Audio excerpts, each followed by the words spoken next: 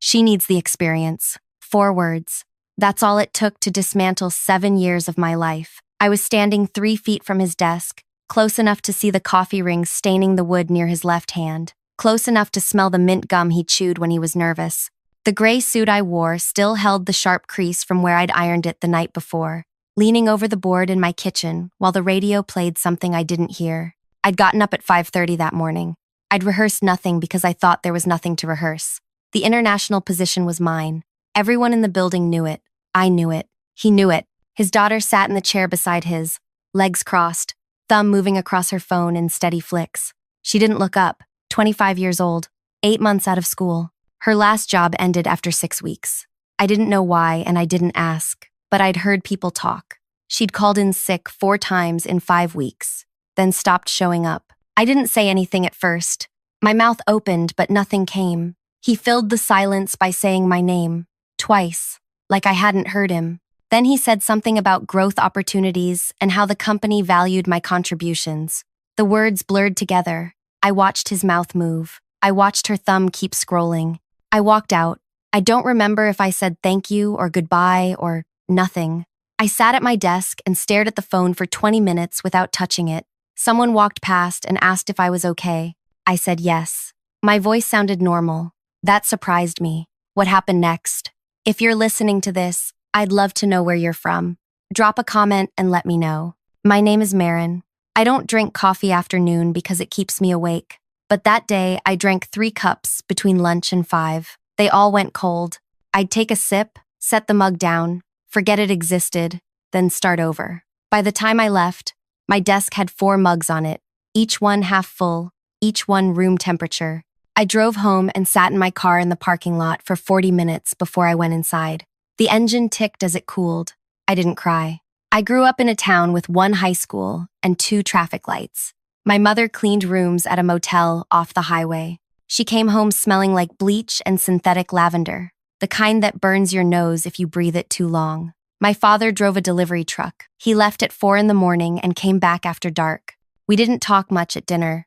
We were all too tired. I put myself through college working night shifts at a diner, where truckers ordered eggs at 2 in the morning and left quarters on the table. I didn't have a network. I didn't have a family friend who could make a call. I had work. That's all I ever had. The company hired me 7 years ago. I started in a shared workspace with no windows, answering calls and organizing files. I stayed late because I didn't have anywhere else to be. I fixed mistakes other people made because it was faster than waiting for them to notice.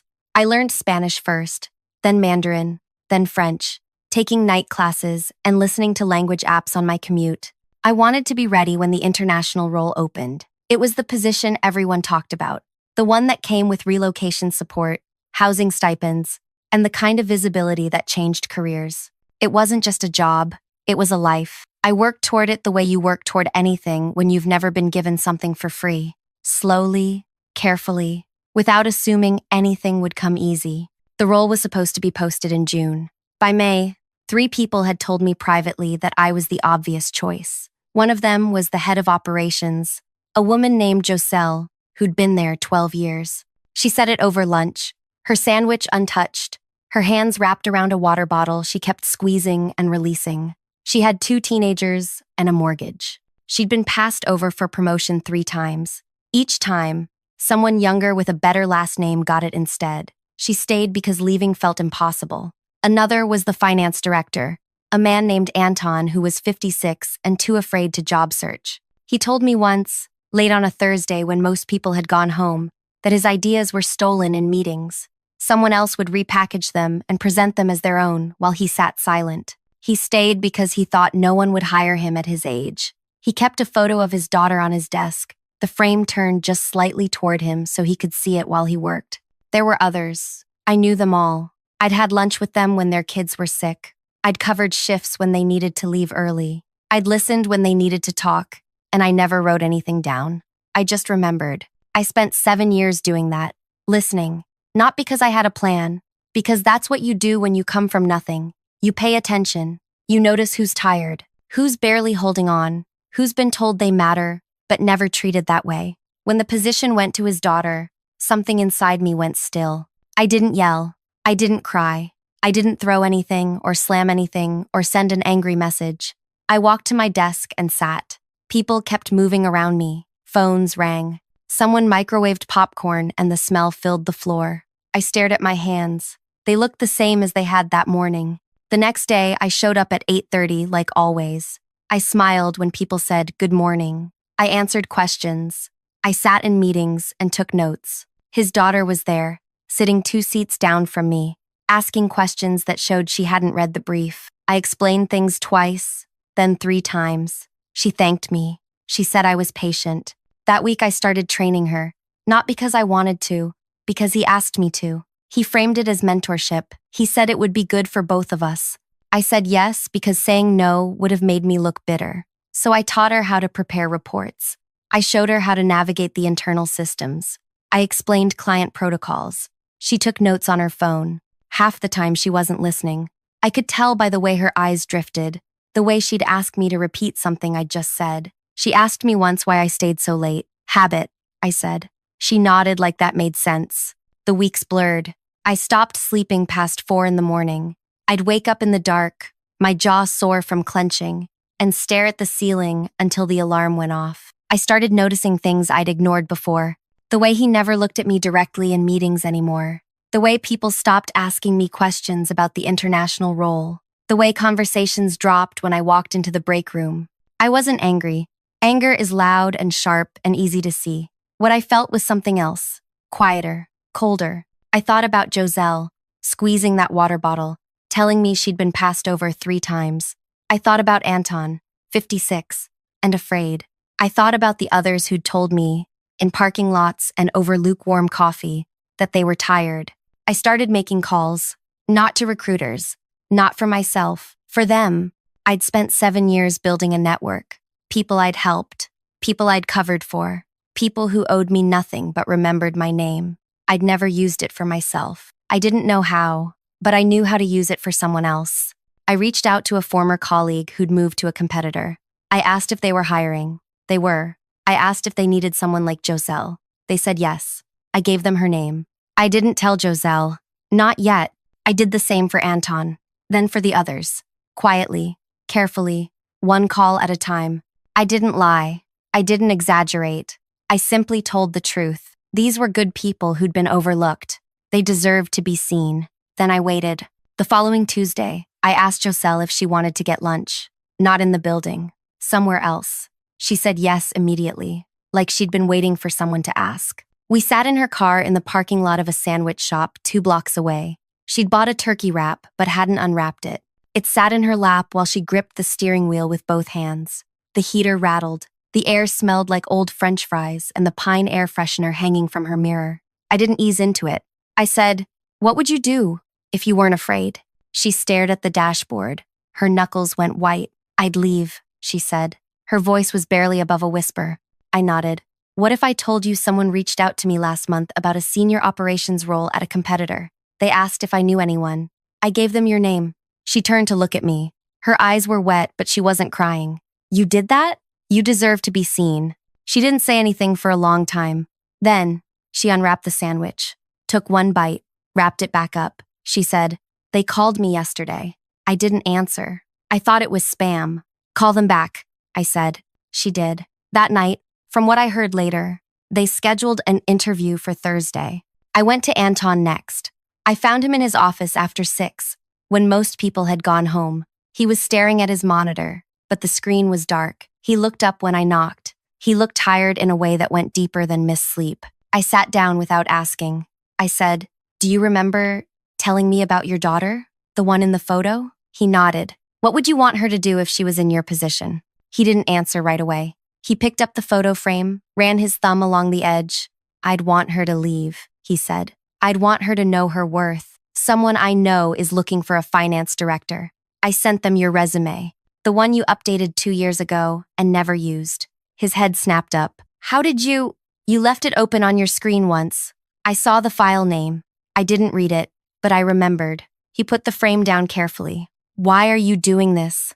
"Because you're good at what you do, and you shouldn't have to be invisible." He called them that night too. By Friday, he had an offer. I did the same with 4 others. A woman named Lena who ran client relations and had been told for 3 years that her promotion was coming next quarter. A man named Raj who managed logistics and had trained 5 people who all got promoted above him. 2 others whose names I won't say but whose frustrations I knew by heart. I didn't manipulate anyone. I didn't lie. I didn't tell them what to do. I just opened doors they didn't know existed and stepped back. Within 48 hours, all 6 resigned. No shouting. No dramatic speeches. Just calm, quiet letters delivered to HR on Wednesday and Thursday. Each one professional. Each one final. By Thursday afternoon, the news had spread. I heard people talking in low voices near the water cooler. Someone said the finance director was gone. Someone else said operations too. Then client relations. Then logistics. The names piled up. People looked confused. Then worried. I kept my head down. I worked through lunch. I answered emails. I updated spreadsheets. When someone asked me if I knew what was happening, I said no. Thursday evening, just before 5, I got a message. His assistant. He wanted to see me. Immediately, I walked to his office. The hallway felt longer than usual. My shoes made no sound on the carpet. I knocked once. He said, "Come in." His voice sounded strained. He was standing behind his desk, not sitting. His hands were pressed flat against the surface, fingers spread wide. His face looked pale under the fluorescent lights. His daughter wasn't there. 6 people, he said. In 2 days. Do you know anything about this? I stood 3 feet from the desk, the same distance as before. I looked at him, really looked. I saw the thinning hair he combed over, the slight tremor in his left hand, the way his tie was knotted just a little too tight. He couldn't hold my gaze. His eyes darted to the desk, then to the window behind me, then back to my face, then away again. They resigned, I said. That's all I know. All of them at once? That doesn't just happen. Maybe it does, I said. When people stop seeing a reason to stay. His jaw tightened. Did you have something to do with this? I didn't blink. I don't control what other people decide. He stared at me. I could see him trying to find something to grab onto. Some proof, some thread he could pull. But there wasn't one. I hadn't broken any rules. I hadn't poached anyone. I hadn't made promises I couldn't keep. I'd just listened. And then I'd helped. This is going to cripple us, he said. His voice cracked slightly on the last word. Operations is gone. Finance is gone. We have client meetings next week, and no one to run them. I didn't say anything. I need you to step up, he said. Temporarily. Until we can hire replacements. You know these accounts. You know the systems. I almost laughed. Almost. Instead, I said, of course. Whatever the company needs. He looked relieved. Just slightly. Just enough to unclench his hands. I left. I walked back to my desk. I sat down. I opened my laptop. Someone walked by and asked if I was okay. I said yes. My voice sounded normal again. That night, I went home and made dinner. Pasta with butter and salt. I ate it, standing at the kitchen counter, looking out the window at nothing. The apartment was quiet. I washed the dish. I went to bed at 9. I slept through the night for the first time in weeks. The next morning, Friday, I came in early. The building was almost empty. I made tea in the break room and sat at my desk and waited. By 10, the panic had set in. Meetings were being rescheduled. Clients were calling. People were running between offices, trying to figure out who was supposed to handle what. His daughter walked past my desk twice, looking lost both times. She stopped the second time and asked me if I knew where the operations files were kept. On the shared drive, I said, under the folder labeled Operations.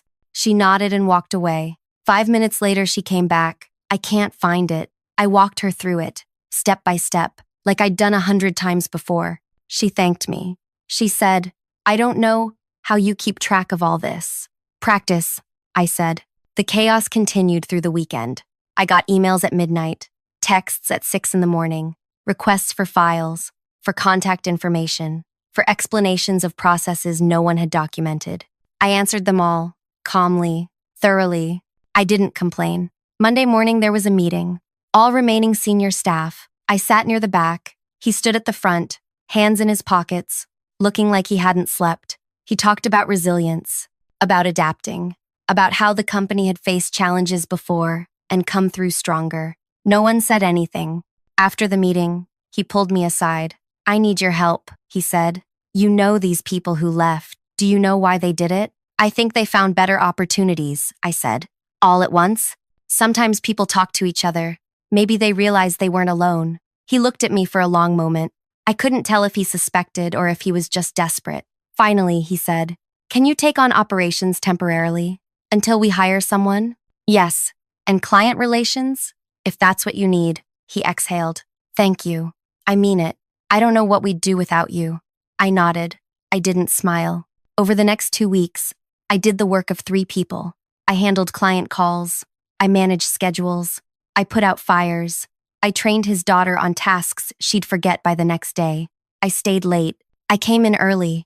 People started referring to me in meetings. They'd say, "Ask Marin. Marin knows." He noticed. I could see it in the way he looked at me, like he was seeing me for the first time. 3 weeks after the resignations, he called me into his office. It was late, almost 7. The building was quiet. His daughter had left at 5. Most people had. He was sitting this time. His hands were folded on the desk. He looked older than he had a month ago. "I need to talk to you about the international position," he said. I waited. "It's not working out," he said. "She's not ready." I thought. He stopped, rubbed his face. "I thought she could learn on the job, but it's more than that. She doesn't have the foundation. She doesn't have the relationships. She doesn't have," he stopped again. "The experience," I said, quietly. He looked up. His face was gray. "Yes." I didn't say anything. "I'm reopening the position," he said. "I'd like you to apply." "Apply," I repeated. "Officially, for documentation. But the job is yours, if you want it." I looked at him. 4 words, I thought. That's all it took. "I'll think about it," I said. His face fell. "Marin, I'll let you know Monday." I walked out. I went home. I sat in my car again, engine ticking. And this time, I did cry. Not because I was sad, because I was tired. Because for 7 years, I'd worked towards something that should have been mine, and it took burning everything down to get it back. Monday morning, I accepted. Not because I forgave him, because I'd earned it. The paperwork took 3 days. HR processed everything with unusual speed. I signed forms. I reviewed the relocation package, housing stipend, travel allowance, everything that had been promised 7 years ago when I first heard about the role, everything that had been given to someone else. His daughter didn't resign. She was moved to a different department, marketing, I heard. Something with less responsibility.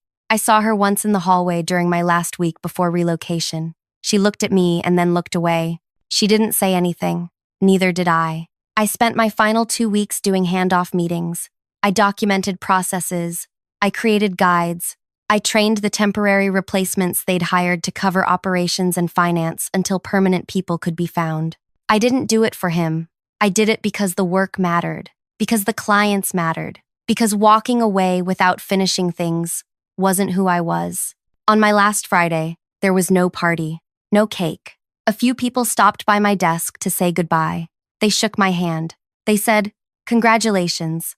They meant it. I could tell by the way they looked at me, like they understood something had shifted. Giselle came by at 4. She'd given her notice 3 weeks earlier, but was still finishing out her time. She leaned against my desk, arms crossed, and smiled. "I start the new job Monday," she said. "How do you feel?" "Terrified," she said. "And free." I nodded. I understood both. "Thank you," she said. "I don't think I ever said that clearly enough. Thank you. You don't owe me anything." "I know, but still." She hugged me, quick and awkward. Then she left.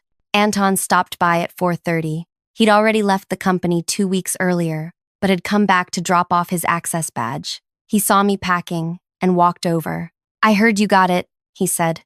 "I did." He smiled. It was the first time I'd seen him smile in years. Good. That's how it should have been from the start. "How's the new place?" "Better," he said. "They actually listen when I talk." I shook his hand. He held it for a moment longer than necessary. "You're good at this," he said. "Seeing people. Don't lose that." I promised I wouldn't. By 5, my desk was empty. I'd packed everything into 2 boxes. 7 years fit into 2 cardboard boxes with the company logo printed on the side. I carried them to my car. The parking lot was mostly empty. The sun was setting, turning everything orange and pink. I put the boxes in the trunk and stood there for a moment, keys in my hand, looking back at the building. I didn't feel triumphant. I didn't feel victorious. I felt tired and ready. I got in the car and drove home. The international position was based in Singapore. I'd never been.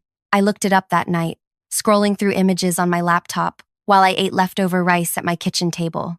Clean streets, tall buildings, humidity I'd have to get used to, a language I'd need to learn. I added it to the list. Mandarin had been useful. This would be too. I flew out 3 weeks later. The company paid for the flight, business class.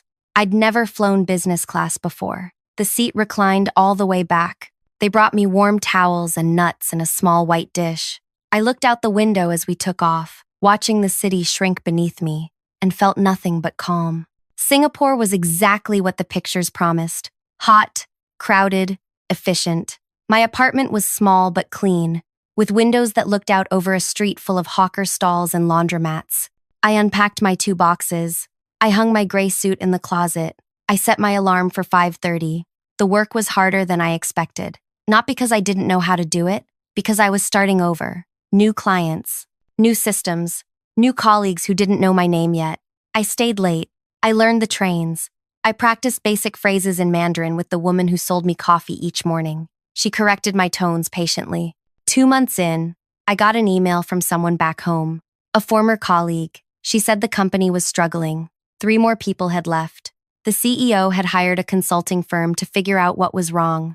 They were doing interviews, asking questions, trying to understand why so many people had walked away. I didn't reply. 4 months in, I got another email. This one from him. The subject line said, "Checking in." I opened it. He asked how I was doing. He said the transition had been harder than expected. He said he hoped I was settling in well. He said he'd made mistakes and was trying to learn from them. I read it twice. Then I closed it. I didn't delete it. I just left it sitting in my inbox, unanswered. 6 months in, I got a message from Joselle. She was thriving. She'd been promoted already. She sent a photo of herself at her new desk, grinning, holding a coffee mug that said, "Boss." I sent back a thumbs up emoji. She replied with 3 heart emojis.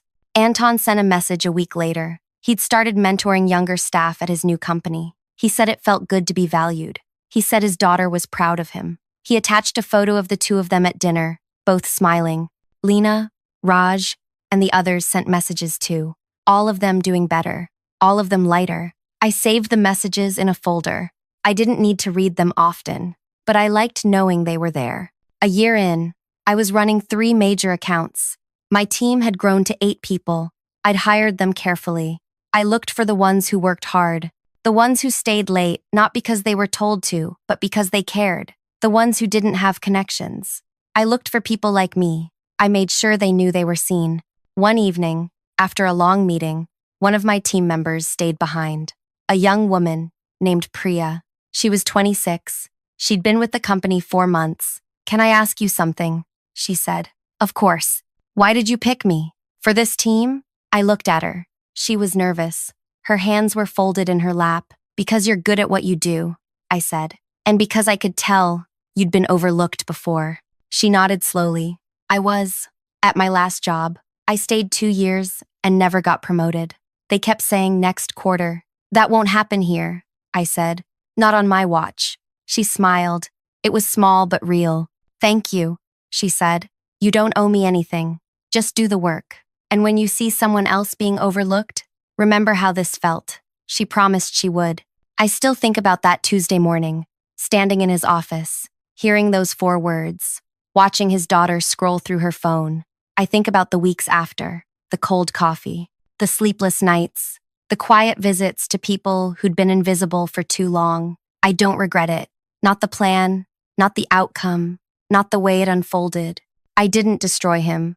I didn't ruin his company. I just helped people see that they had options, that they didn't have to stay in places that made them small. The rest was their choice, their courage, their decision to walk away. What I did wasn't about hurting him. It was about helping them, and maybe helping myself too. The international position was always supposed to be mine. I worked 7 years for it. I learned 3 languages. I stayed late. I fixed mistakes. I built relationships. I earned it in every way a person can earn something. When he gave it to his daughter, he didn't just take a job from me. He told me that none of it mattered, that work wasn't enough, that I wasn't enough. He was wrong. The 6 executives who left didn't quit because I manipulated them. They quit because someone finally told them they deserved better. They quit because they were tired, because they'd been waiting for permission to value themselves. I just gave them the information. They made the choice. When he called me into his office that Thursday, pale and shaking, asking what happened, I could have told him the truth. I could have said, "You did this. You taught them that loyalty means nothing, that effort means nothing, that the only thing that matters is whose name you carry." But I didn't. I just looked at him the way you look at someone who never really saw you and said, they needed experience too, the kind you can't get by being handed things. He understood. I could see it in his face, the way his mouth opened and closed, the way his hands trembled against the desk. 3 weeks later, the position was mine, not because he wanted to give it to me, because he had no choice. I was the only one left who could do the job, the only one who knew the clients, the systems, the languages, the only one who'd stayed. I took it, not as a gift, as payment for what I'd earned. I'm in Singapore now. I've been here a year and a half. I run a team. I manage accounts worth millions. I wake up at 5:30 and make tea and watch the sun rise over a city that isn't home yet but might be someday. I don't think about him often. When I do, I don't feel anger.